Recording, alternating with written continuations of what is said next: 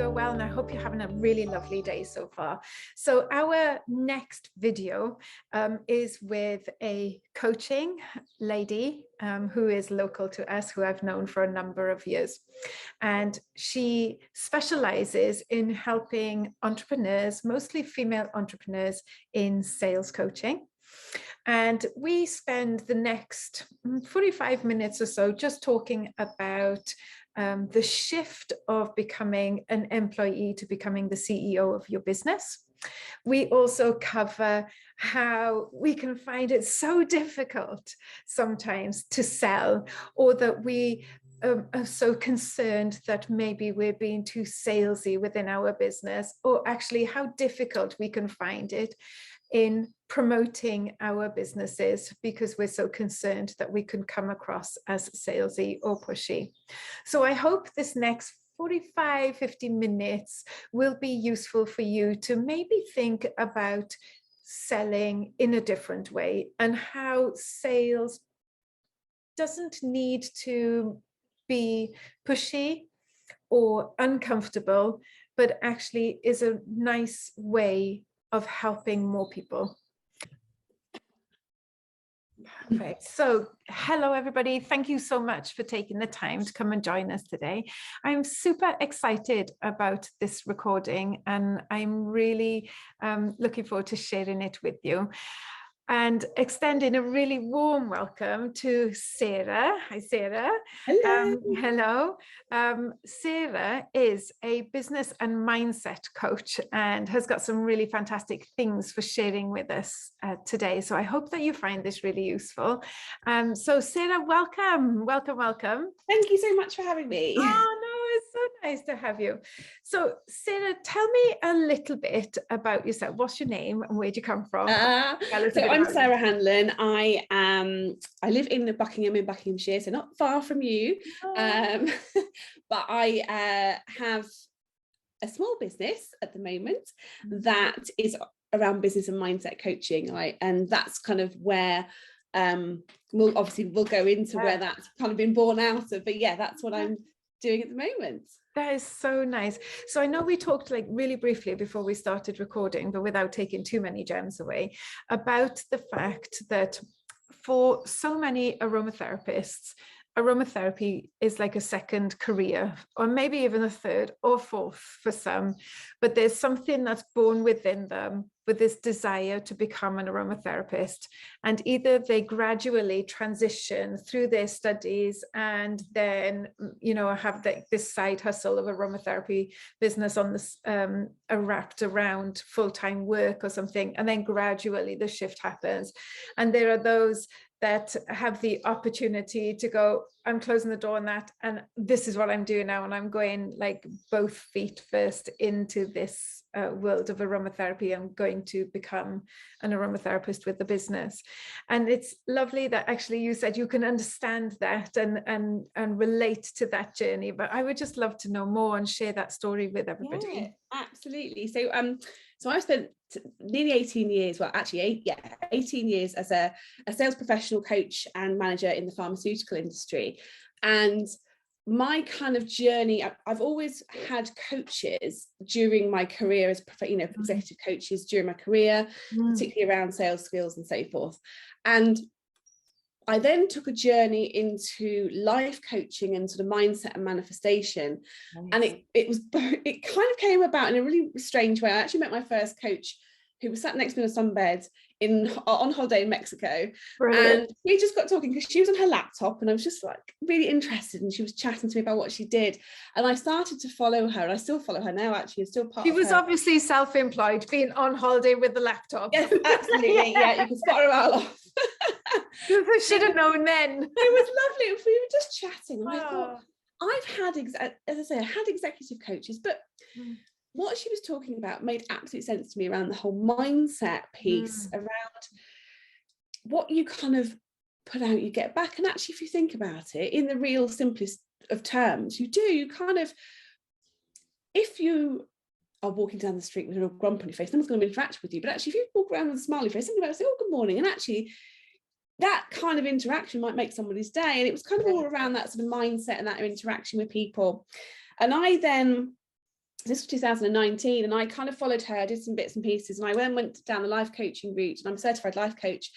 But what I've done is actually used my skills from my previous career to really honing on the business and sales side of things, because I think that is particularly the sales and selling.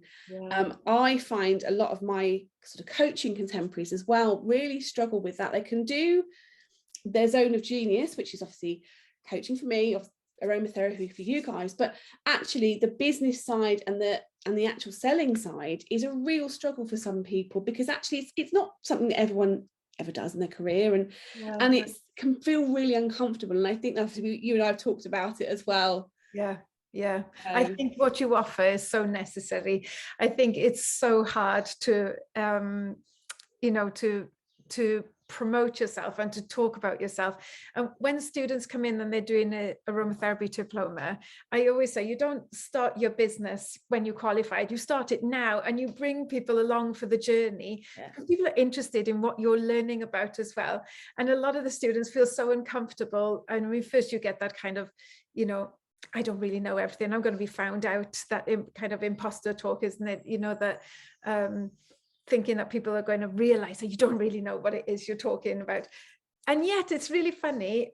We can promote the friend who's next to us. We can talk about them. And if the friend was to go, I don't think I know anything, I'm like, hang on a minute, you've done all this training, you're so interested, you're so passionate, all those kind of things. But when it comes to talking about ourselves and our expertise and the knowledge we have to share, we're like, oh no, I'm sure it's so and so down the road knows more than me. Like, I'm not going to say absolutely. And we are our own worst critics. And it's really interesting, especially in the coaching industry, the lady that runs the coaching qualification I did, she's always said you only have to be a couple of steps ahead of the person that you're talking about, because actually you're taking them along on your journey, and they will then potentially take somebody else along on their journey. And it's very much a learning process as we all go along. Absolutely. It's and we're quite happy to recommend a huge brand, but we don't necessarily recommend a small business. And we've got to change that, because actually small businesses, particularly in the last couple of years, are really popping up, and people have decided that COVID's kind of held up a mirror a little bit, I think, around what people want to do and be fulfilled within their lives, both career and personal life. So it's a really great opportunity to start creating business, definitely. And people are have so much interest in small businesses now, particularly with COVID and supporting local business. And I think this is really our super strength as small businesses, is that it has, the human behind them is running the business. We the aromatherapy diploma students, they set a challenge every now and again. They set a challenge, right? I want you to show up as the face of your business.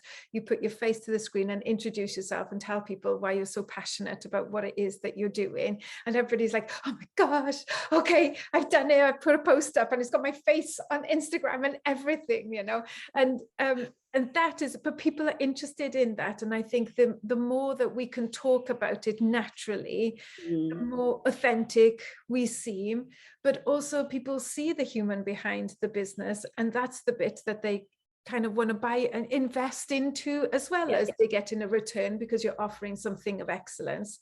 But they do want to invest in this, the person who's running a small local business, and not just, the huge corporation anymore. I think it's definitely changed. Absolutely. And I think it's really interesting, because one of the things I teach the people that come and work with me is around building that know, like, and trust factor. And actually having your face to camera is one of the things, because people can buy from a person. Actually, what happens, they don't buy from a website, they don't necessarily buy from what you post in terms of what you write, but actually it's that person, and it is that person behind the business, the brand. Most definitely. So I think what you're offering in helping, I know you work a lot with female entrepreneurs, but helping these female entrepreneurs to be able to talk about themselves and what they offer, services or goods, in such a natural way, in a passionate, in a way that I'm so passionate, it's about what I do, it's kind of spilling out of me, I can't help it, rather than thinking I'm going on to sell. Yeah.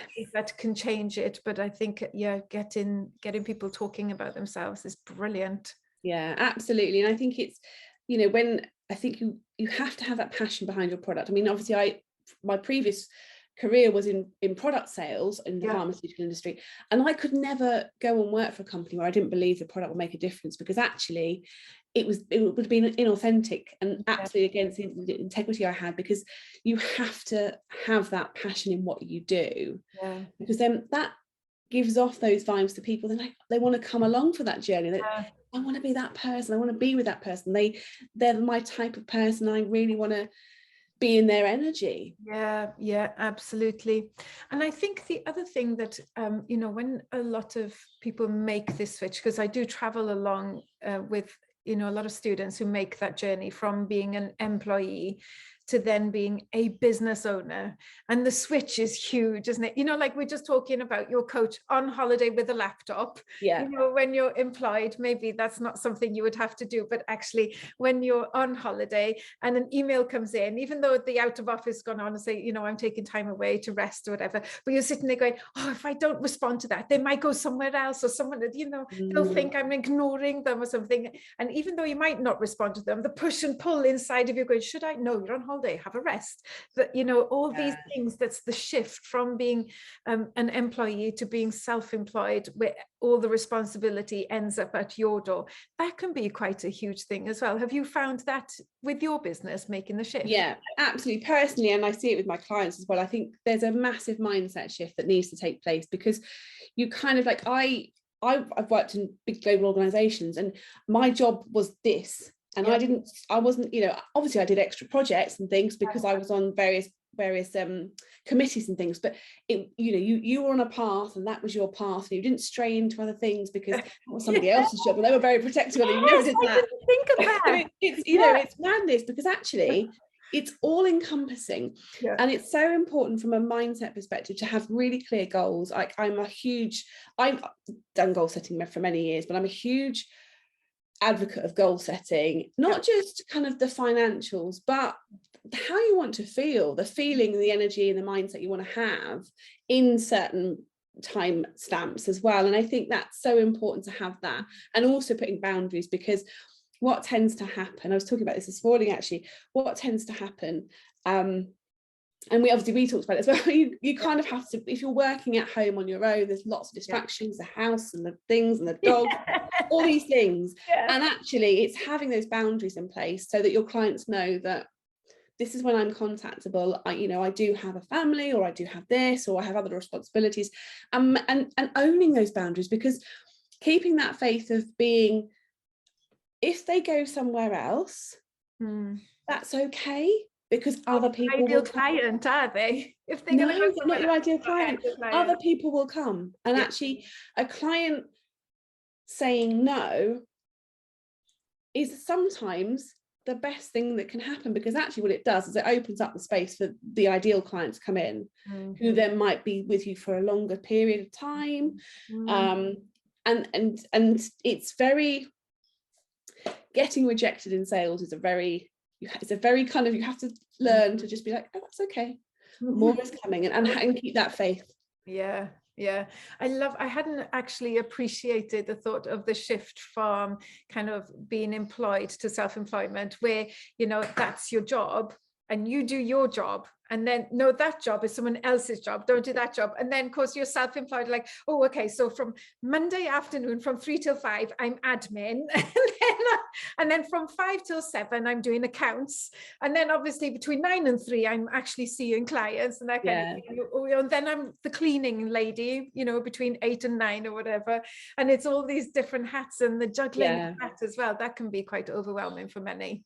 Yeah, absolutely. And I think it's just having kind of boundaries in place to set up your times, and be really, really intentional with your time as well. Like you can get, if you are selling via social media, you can go down a rabbit hole of scrolling through, seeing what other people are doing, and actually, does it really matter what other people are doing? No. And competition is a big thing. Obviously I've worked for some companies where there's a lot of competition in that sort of area of medicine, and and coming into coaching, there's a coaching industry. It's, I think, the second growing industry in the world after tech, and it's still growing, even though potentially we may or may not be going into a recession. But actually, the reason that it's growing is because people have decided they want to do something different, and having that, and obviously the people that you work, people that come to the Well School are very much taking that, you guys are taking that decision to do something different, or maybe alongside your full-time employment, or as a full-time entity. So absolutely, it's amazing. So I think I would say probably 85% of people, once they qualify, or we have quite a few qualified aromatherapists in our community, one of the things they find the hardest is what would be classed as selling. Yes. In its different forms, whether that's just speaking freely about themselves, or promoting a product or a service or something like that.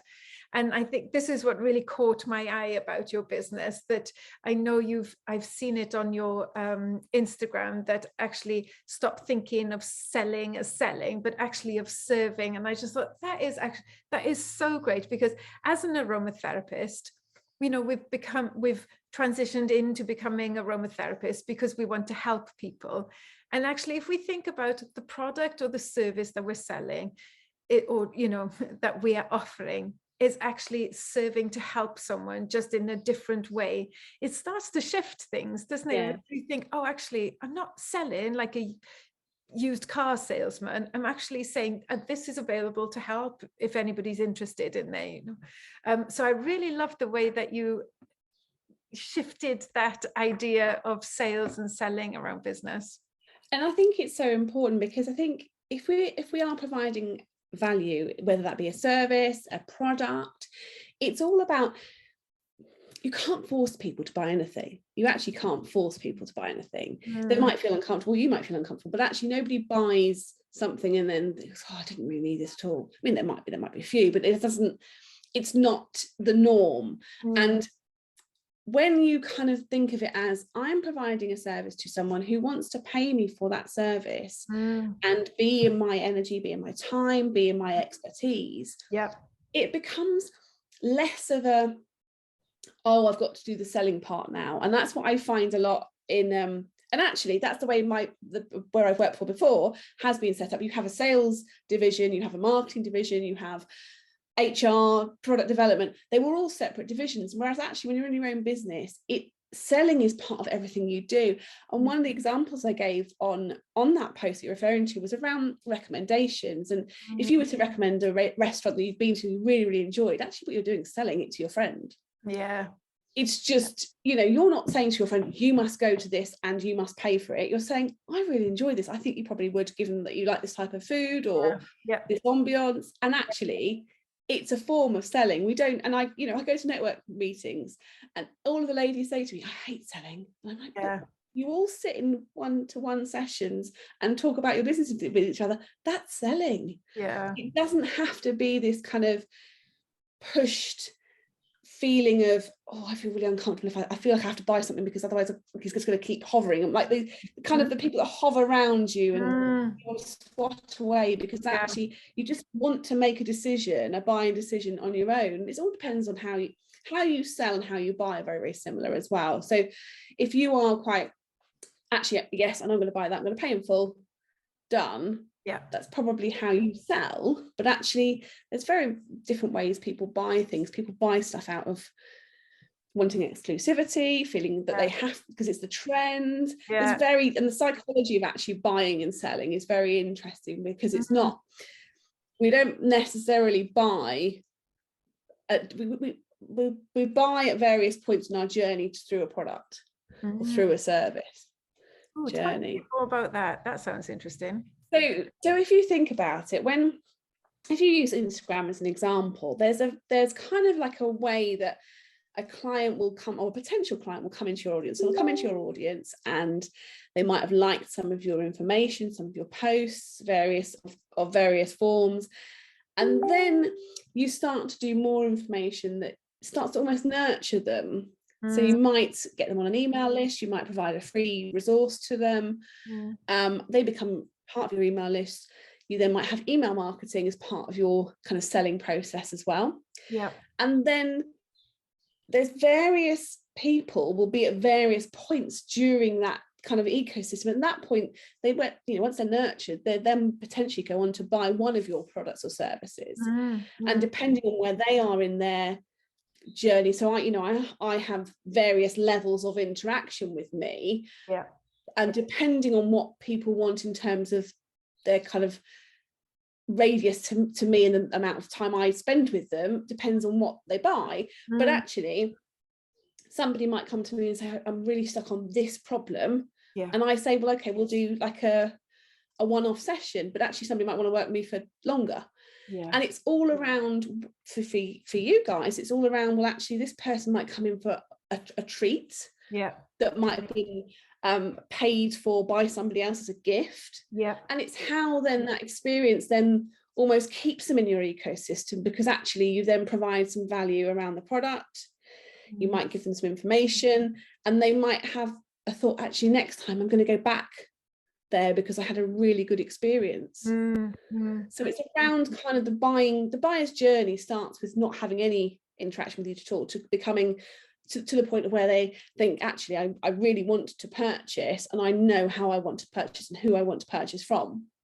So for our aromatherapists, then the way to sell is to just keep doing what they do so well, which is just caring for people.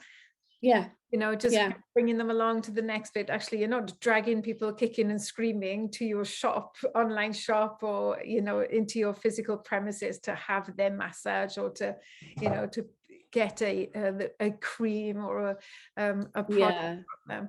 It's just bringing them along for the information. So actually they're just kind of in like the lazy river with us along the business. You're nurturing your client to come and stay in that ecosystem, because actually what you don't want is clients to kind of, I mean, it does happen, and I have clients who come for a one-off session with me, and then actually that one-off session's been really good, and they go off and do it, and that's them on their way.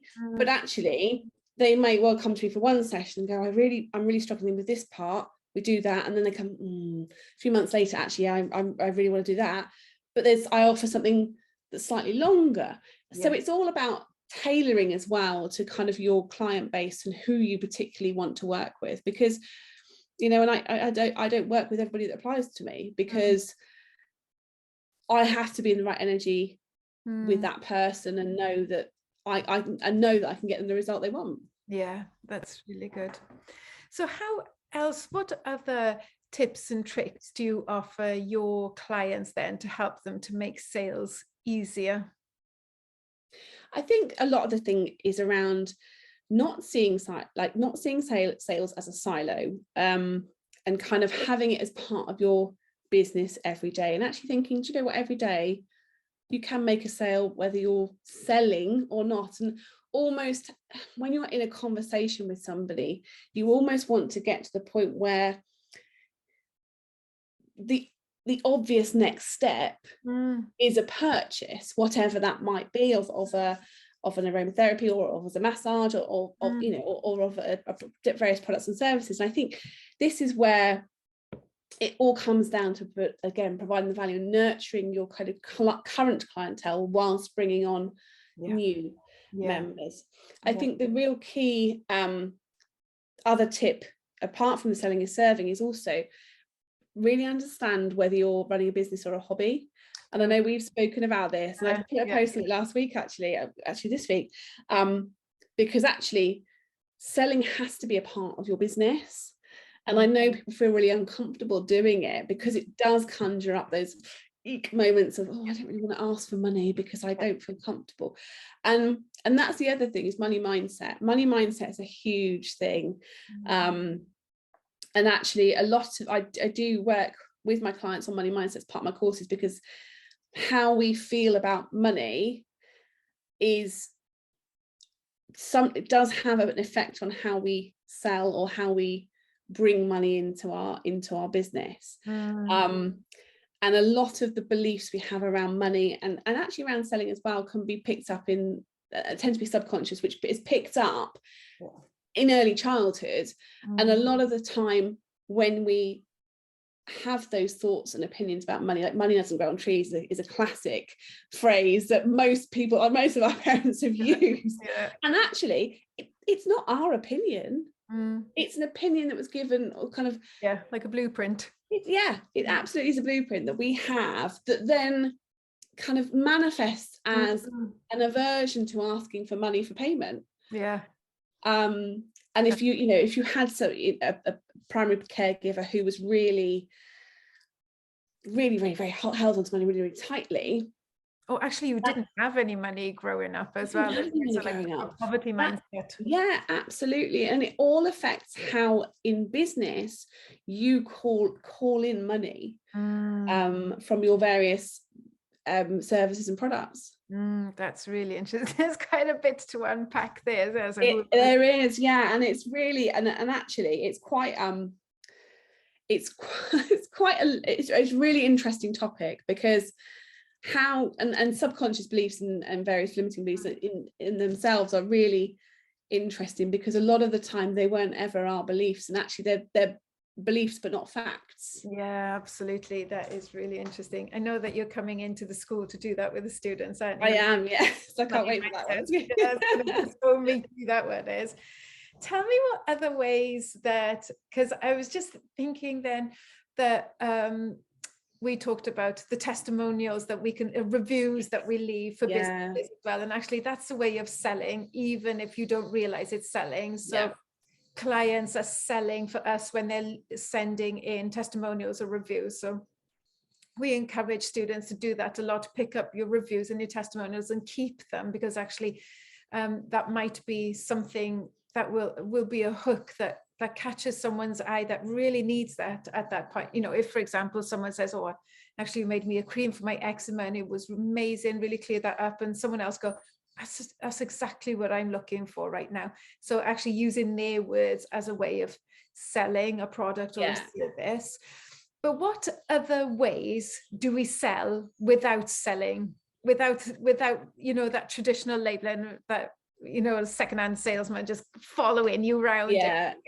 Because actually as a room therapist in treatment rooms, we're not able to do that so much anyway. We don't follow people around trying to hand business cards and stuff out. So what other ways can people sell without selling?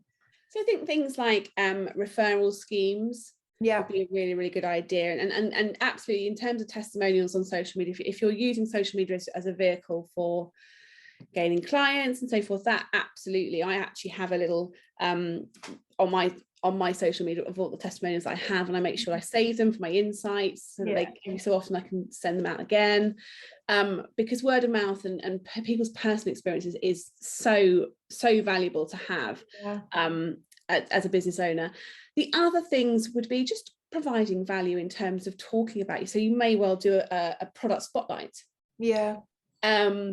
Just on a carousel on Instagram, you could do a couple of points about where this would work and what you do, and always have, particularly if you're using social media, always have a call to action, a CTA, which is it might be contact me or DM me the word, and then use the word of the product, and then provide them. If obviously if they DM you on Instagram, for example, and they DM you the word lavender, for example, you could just give them a little voice note on a couple of points around lavender, and actually that is so personalized to them that next time they need something, they'll be, I remember that, yes, she was really helpful, I'll investigate that more.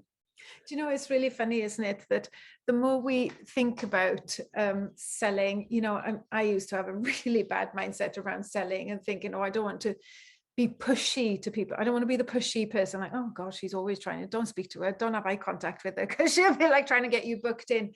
But also, as someone incredibly busy, because I've got a business and 3 children and a couple of dogs and a husband who works away and all that kind of thing.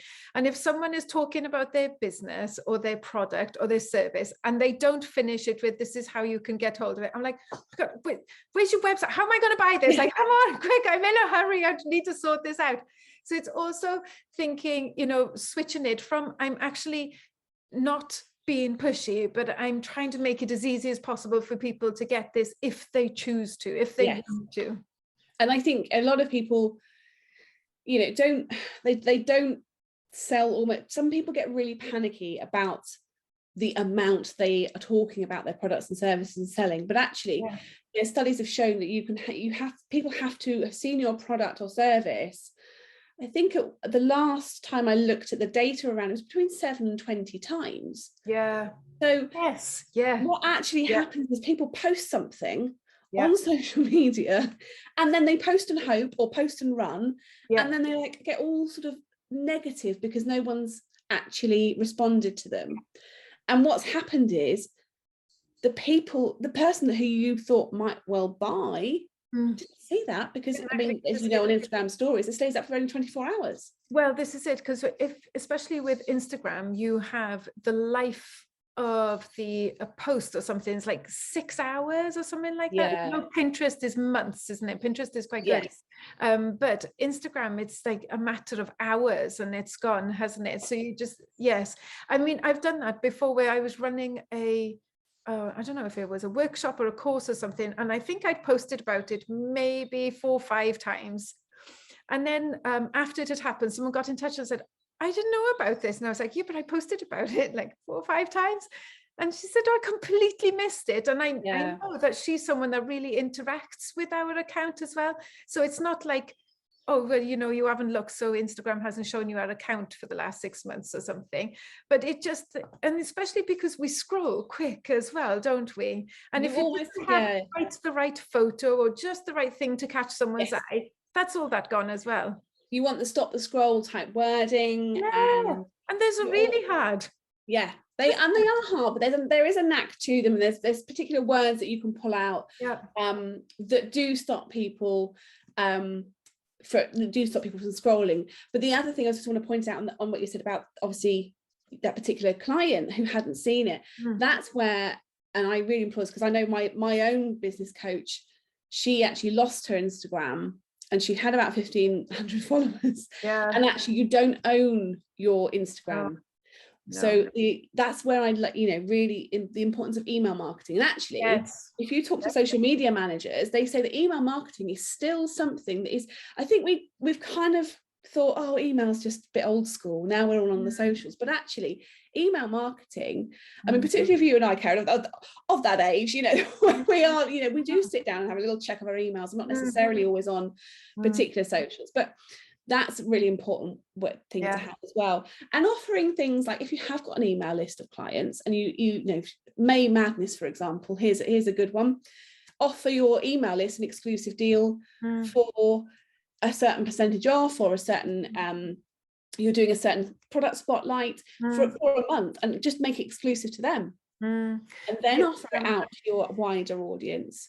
In our business course, we always say email is king. So the social media is always feeding into the email, because the email is what you get to hold on to. Yeah, absolutely. And I think people get really panicky as well. They think that emailing and it's social media in itself can be a huge job. Yeah. And I found that when I first started, I was thinking, oh my God, I'm not a social media manager. I'm like, I literally was spending that day going, does that post look right? Does that story make sense? But actually, and then thought it was like a mammoth task, because then I'd have to create something for my email list. And if I wanted to do a live, and actually I do a lot of repurposing now, a lot of the things, because actually that, and you know, if the life, as we said, the life cycle of a post, if it is so short, then actually maybe sending it to your email list, and you've got obviously longer copy, because your text can be longer in your email as well. You can get more out, but the key, the CTA, the call to action at the end is key. Yeah, absolutely. And then also repurposing for blog posts as well, isn't it?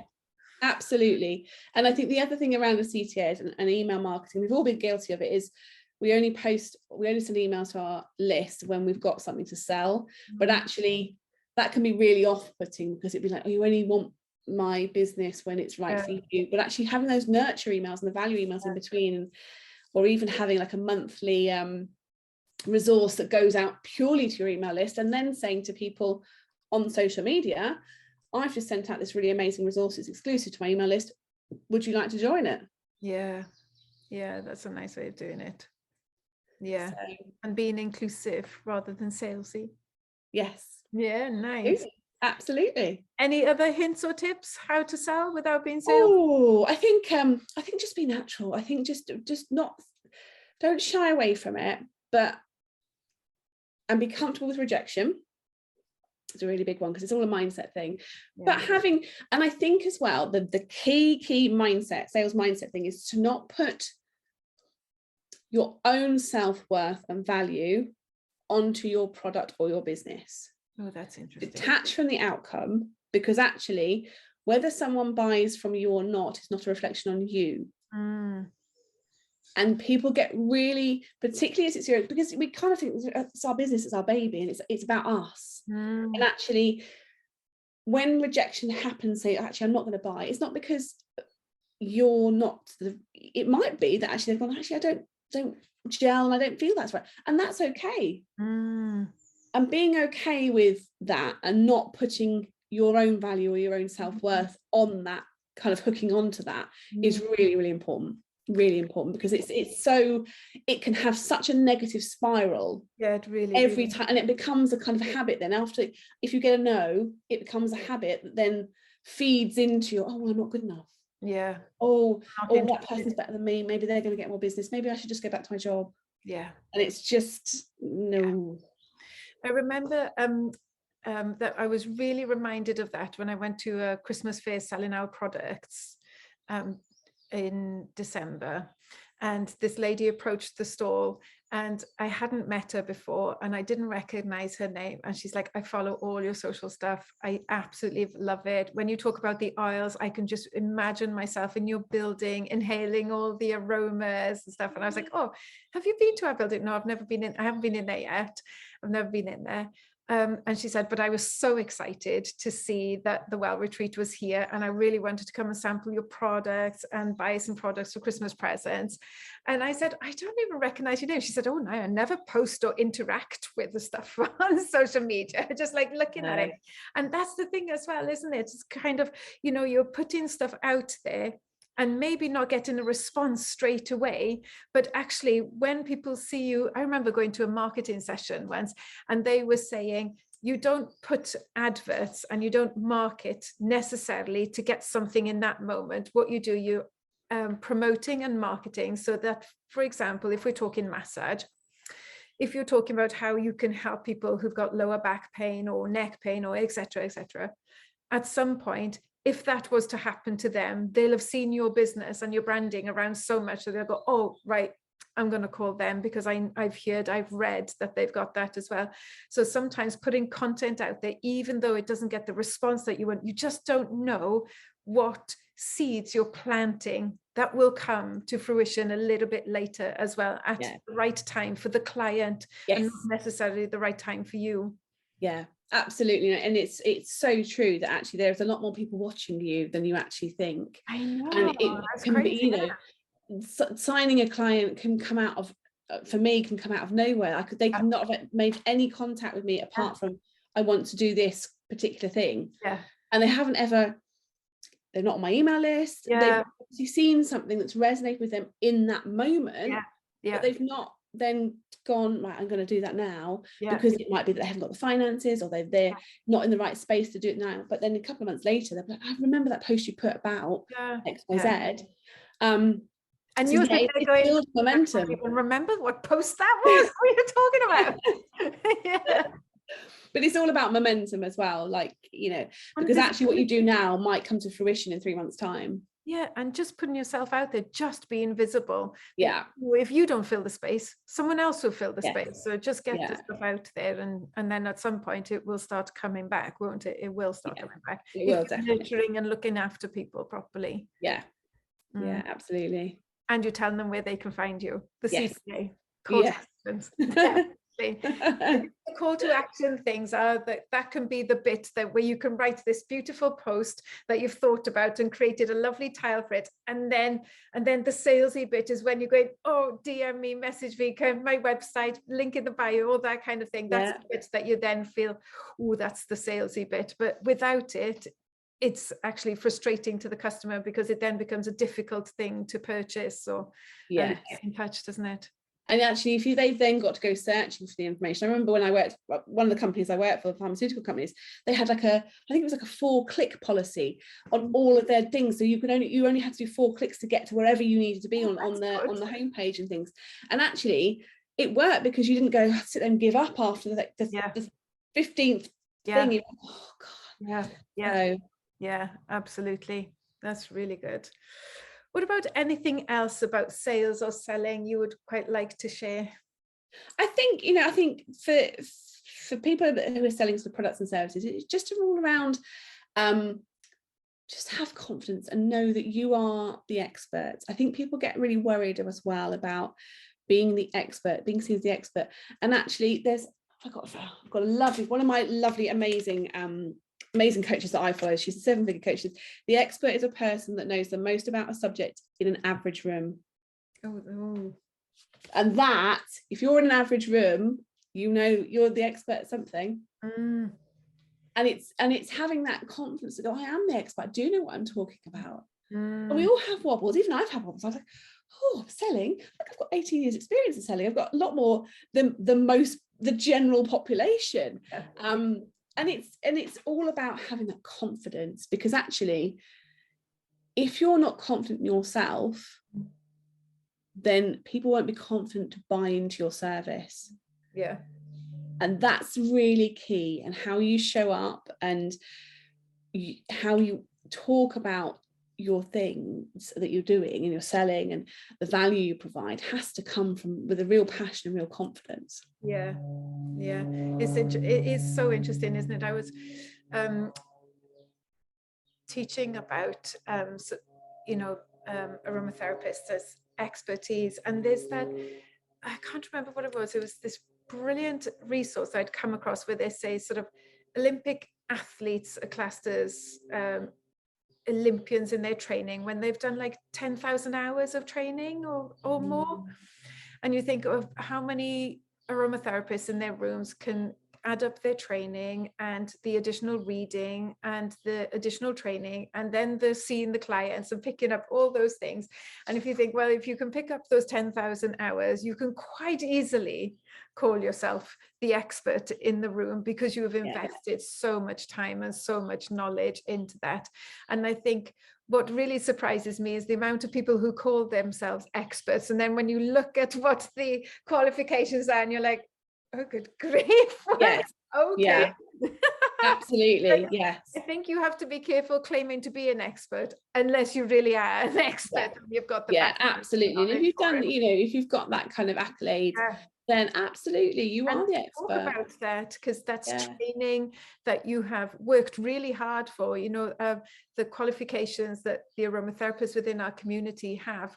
These are really tough qualifications to get. It's not what we call a pot noodle therapist, pour water on, 3 minutes later you're a therapist. That's not who kind of sit in communities. So these people have worked hard for months, for years, and still continue to train so that they are up to date in their knowledge, and incredibly inspiring people.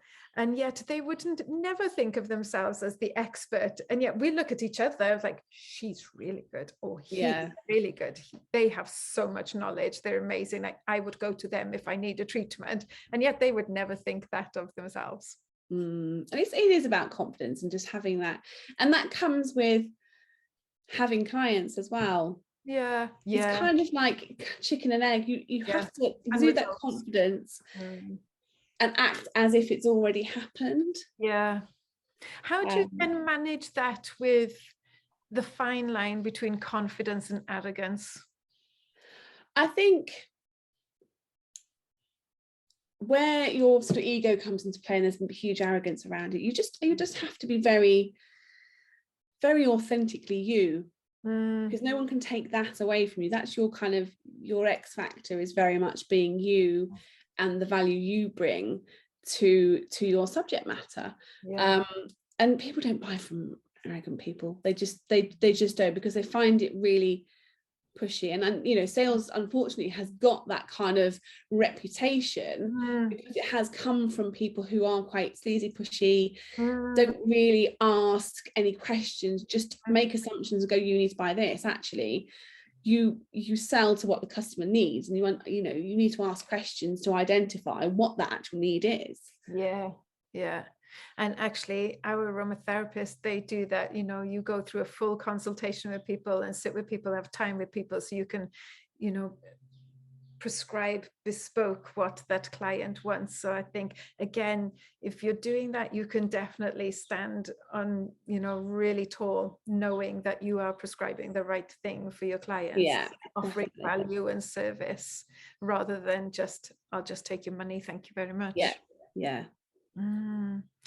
Sarah, you've really offered so much wisdom. The reframing of things and how selling can be such delivered in such different ways, and not in a pushy way, but in I'm just putting information out there, and at some point it will help people, and the right people will find it at just the right time as well. Yeah, absolutely. And then there does come, you know, there are times when you need to be a bit more out there, and there are times when you can go, and it's all about how you mix it up as well. If you're constantly going, oh, buy this, no one's going to buy, because they're constantly hearing you and they're finding it a bit. But actually, if you're every so often going, actually, I've got this on offer, DM me if you want the information. Absolutely.